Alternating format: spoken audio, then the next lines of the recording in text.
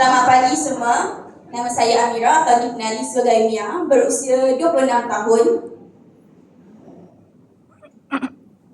Alright. So sebelum ni saya ada masalah yang tak visible tau, maksudnya takkan nampak dekat orang lain punya mata lah, sebab masalah saya kepada kulit kepada kering sehingga menggelupas. Kalau momo pun juga, tapi menggelupas yang sampai menjadi bad habit tau. Saya akan macam garu dan kopek saya punya kulit kepala. And it's very buruk nak tengoknya. Dan yang kedua adalah rambut saya mudah gugur dan juga rosak. Jerawat di bahagian hairline dan juga belakang badan. Itu gambar contoh yang tak gambar saya. So saya dekat muka memang tak ada jerawat, tapi dia memang orang kata air belakang kat depan dia jerawat-jerawatnya.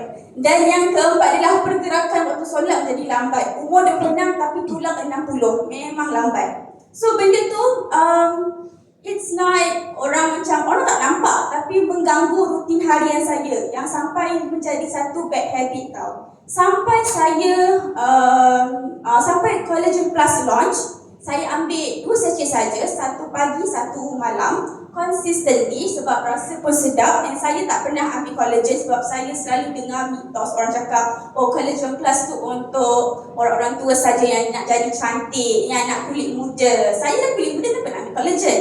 Sampai saya belajar what is collagen, macam speaker pertama tadi kita cakap. So apa jadi selepas 2 bulan ataupun bulan pertama lah saya nampak saya punya hasil dia. Kulit kepala saya jadi kurang kering dan juga tak gatal tau. Benda ni sangat-sangat bagus because saya dah perasan saya tak macam kadang-kadang kita tengok TV duk garu-garu kan kita apa tengok tu kan. So saya jadi macam sekarang ni saya kurang.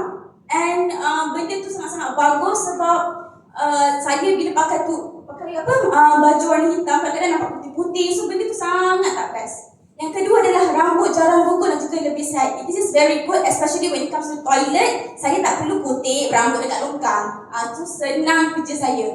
Yang ketiga adalah jerawat di bahagian hairline dan semakin jarang dan pergerakan lebih lancar semasa solat. So saya punya umur dan tulang saya sama-sama baya, 26 tahun.